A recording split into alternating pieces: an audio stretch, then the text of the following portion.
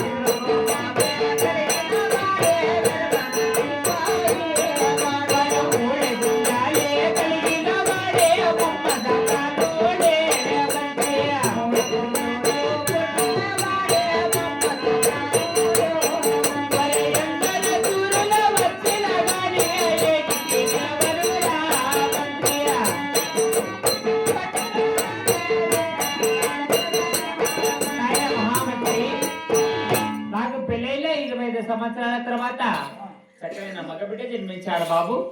నాకు ఒకడే కొడుకు వంటి గురం ఒకడే సిపాయి, 3 గురులే కలిగిన వాడు మమ్మస్కరుడు, ఎదురుగా కలిగిన వాడు 20 సిపాయి కదా నాయన.